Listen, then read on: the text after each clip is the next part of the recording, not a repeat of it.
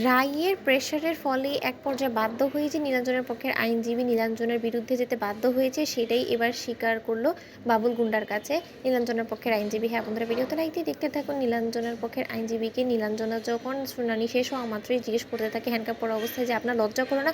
মোটা টাকা চার্জ করা সত্ত্বেও আপনি যে টাকাটা চেয়েছেন সেই টাকা অনুযায়ী আপনাকে যে কাজটা করতে বলা হয়েছিল সেরকম কোনো কাজই আপনি করে উঠতে পারেননি। উল্টো আপনি আমাদেরকে দোষী সাব্যস্ত করে ফেলেছেন কোর্টে। এমন একটা পর্যায়ে আমাদেরকে নিয়ে দাঁড় করিয়ে ফেলেছেন যেখান থেকে কিনা আমাদের বেঁচে ফেরা একদমই নামুমকিন বা মুশকিল হয়ে পড়েছে। কিন্তু একবার যদি আমরা বেঁচে ফিরতে পারি তখন তো আপনার কী হাল করবো সেটা আপনি কল্পনাও করতে পারছেন না। কিন্তু আপনি কি মনে করেছেন যে আজকে কোর্ট থেকে আপনি সুস্থ সবলভাবে আপনার বাড়ি ফিরতে পারবেন, আপনার পরিবারের কাছে ফিরতে পারবেন? সেটা কোনোদিনই সম্ভব হবে না। কারণ আজকে আপনি যা কিছু করেছেন তার যথেষ্ট পরিমাণে পেনাল্টি আপনাকে পে করতে হবে। আর আমাদের লোক কিন্তু অলরেডি আপনাকে ঘেরাও করে ফেলেছে। আপনি একদম টেনশন করেন না, আপনার যোগ্য শাস্তিটা আপনাকে অবশ্যই তারা দেবে।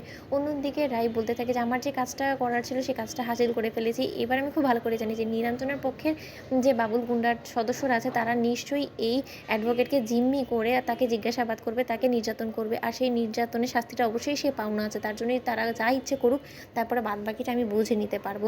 অন্যদিকে যখন নীলাঞ্জনাকে বাবুল এসে জেলে জিজ্ঞেস করতে থাকে যে আচ্ছা ওই লোক যে সব কিছু মিথ্যে উল্টোপাল্টা বললো সেটা নিয়ে তো নির্ঘাত ওই লোককে আমাদের কাছে জবাবদিহি করতে হবে। এবার তাকে কি করে জবাবদিহির আওতায় আনতে হয় সেই ব্যবস্থাই আমরা করব। অন্যদিকে যখন বাবুল নীলাঞ্জনার পক্ষের আইনজীবীকে সেখান থেকে তুলে নিয়ে গিয়ে জিজ্ঞেস করে বলতে থাকে যে বল তো তুই কার কথায় এই গোটা উল্টা সুরটা গাইতে শুরু করে দিলি? কোর্টে দাঁড়িয়ে বল, তোকে কে বলেছিল, কে তোকে মোটা টাকা দিয়েছিল? ওই অনির্বাণ সেনের লোকরা?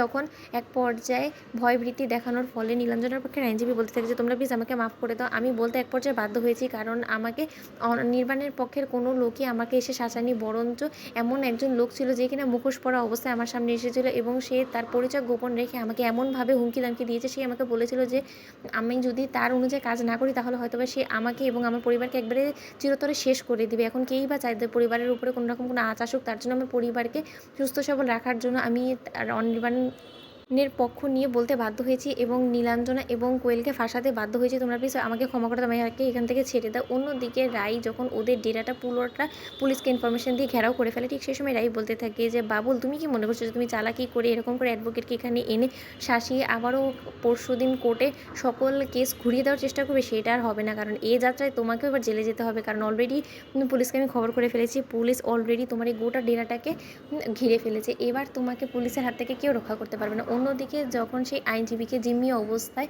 বাবুলের সঙ্গে হাতে নাতে পুলিশ ধরে ফেলে, ঠিক সে সময় পুলিশ বলতে থাকে যে অনেক দিন ধরে আপনাকে ধরার জন্য আমরা ফাঁদ পেতে রয়েছিলাম, কিন্তু এবার আমাদের জালে আপনাকে অবশেষে ফেসে যেতেই হলো। বাবুল এবার অনেক অত্যাচার করেছেন, এবার তো আপনাকে জেলের ভাত খেতে হবে, তার জন্য এবার প্রস্তুতি নিয়ে নিন, চলুন আমাদের সাথে। তো বন্ধুরা, ভিডিওটি ভালো লেগে থাকলে লাইক, শেয়ার করে সাবস্ক্রাইব করতে ভুলো না।